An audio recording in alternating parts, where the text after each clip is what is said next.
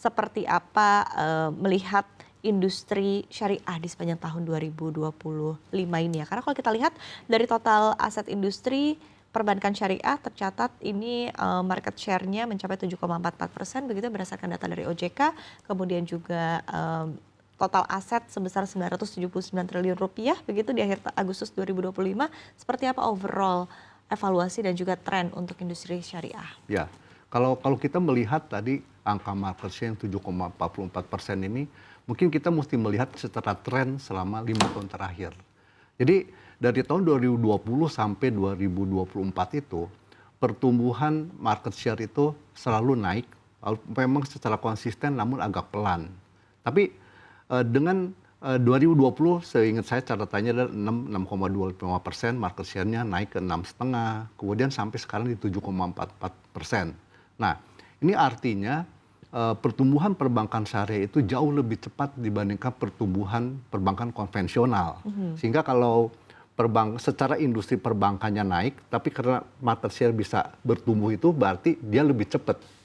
Dan di 2 tahun terakhir, 2023-2024, perbankan konvensional hanya naik 5%, sementara perbankan syariah itu naiknya 10-11%. Jadi udah double. Nah, angka ini sangat encouraging. Artinya masyarakat mulai banyak bisa menerima perbankan syariah untuk berbanking sehari-hari. Jadi memang trennya sendiri akan terus meningkat kalau melihat kita situasi 5 tahun terakhir ini, Mbak. Baik. Karena kalau kita lihat trennya secara global juga kan meningkat ya, apalagi di tanah air begitu dengan mayoritas Ya, penduduk betul. Muslim ya, yang Ya, cukup besar. 88% penduduk. Betul, dan terbesar juga di dunia dan tentu Ya, ini adalah potensi yang sangat besar. Nah, tapi betul. untuk mengakselerasi bisnis dan juga kontribusi terhadap industri dan perekonomian nasional begitu ya kan tentu harus ada strategi-strategi Pak yang Ya. harus diterapkan begitu ya. Seperti apa mungkin strategi dari diversifikasi produk sejauh mana Nanobank Syariah ini bisa berkontribusi melalui berbagai inovasi dan juga bisnis di industri perbankan syariah sejauh ini. Ya. Jadi kalau kita perhatikan market share-nya hanya 7,44%, sementara jumlah penduduk muslim di Indonesia 88%, berarti sebetulnya sangat kecil. Nah ini kalau kita lihat kembali, perbankan syariah ini harus mengutamakan produk-produk yang memang unik syariah, yang khas syariah. Karena kalau apabila kita semua sama, masyarakat melihatnya ini sama aja gitu. Sehingga memang strategi utama itu adalah bagaimana kita mempopulerkan produk-produk yang syariah hanya dimiliki oleh syariah, perbankan konvensional tidak punya. Contohnya adalah misalnya untuk deposit. Kalau biasa time deposit biasa, sementara di perbankan syariah adalah cash wakaf link deposit. Nah, jadi perbankan syariah itu selain mengejar aspek profit, tapi ada aspek spiritualnya. Nah, aspek spiritual ini yang selama ini belum diangkat secara massal oleh perbankan syariah. Sehingga kalau kami melihat bahwa kalau bank syariah mau berkembang lebih besar lagi, memang harus mengutamakan produk-produk yang unik yang hanya dimiliki oleh bank syariahnya. Selain cash wakaf link deposit, kita juga punya yang namanya investasi syariah restricted investment account. Nah, kalau kita bisa mempopulerkan di dua, ini aja akan sangat mendongkrak perbankan syariah. Ya. Ini sesuatu yang baru diluncurkan ya kalau tidak salah ya. Syariah ini baru sekali dan kami adalah salah satu pionir yang untuk di Syariah ini. Gitu. Mungkin bisa dijelaskan lebih detail seperti apa Pak? Ya, jadi Syariah pada dasarnya ini adalah bagaimana upaya OJK untuk meningkatkan porsi perbankan syariah di Indonesia. Jadi kalau biasa perbankan syariah di Indonesia ini relatif modalnya lebih terbatas, sehingga kemampuan untuk memberikan pembiayaan kepada nasabah itu relatif terbatas. Nah dengan Syariah ini, di mana kita portfolio pembiayaan itu dibuat dalam bentuk investasi sehingga bisa dijual kepada masyarakat umum. Dengan demikian kapasitas pembiayaan kita menjadi lebih besar. Ya.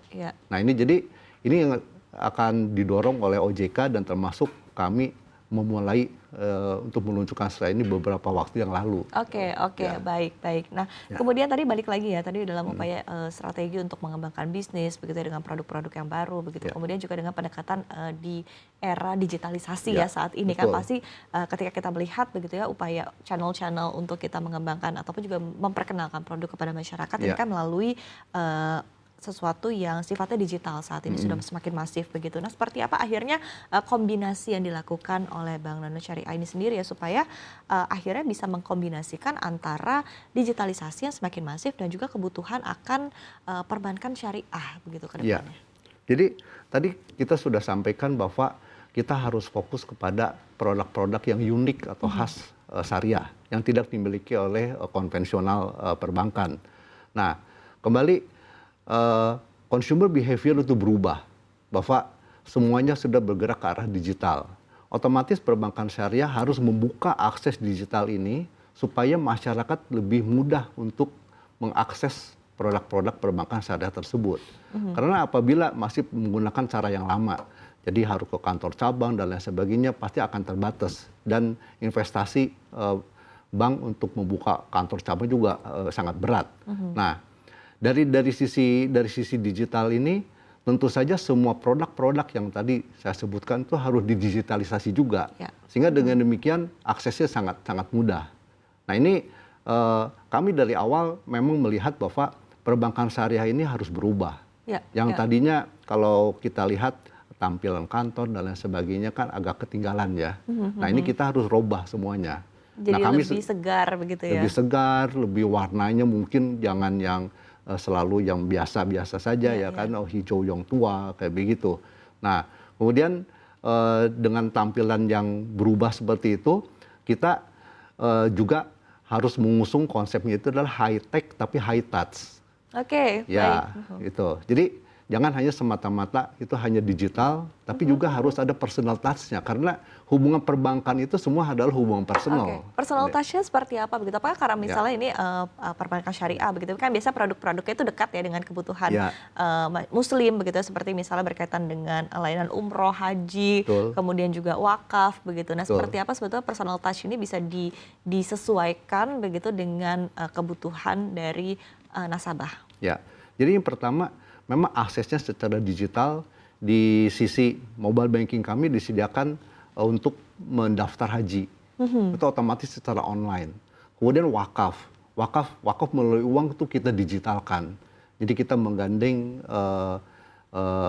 organisasi-organisasi seperti BWI, Badan Wakaf Indonesia, Muhammadiyah itu untuk memudahkan semua lapisan masyarakat untuk melakukan wakaf melalui uang. Kemudian secara high touch-nya bagaimana?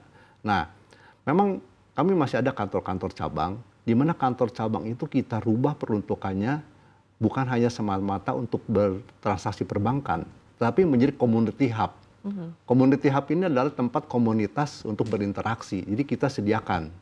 Nah, dengan demikian, semua yang tadinya mengakses digital, seringkali kan memang ada kesulitan, kita bisa layani secara personal di community hub tersebut. Oke. Itu yang kita lakukan.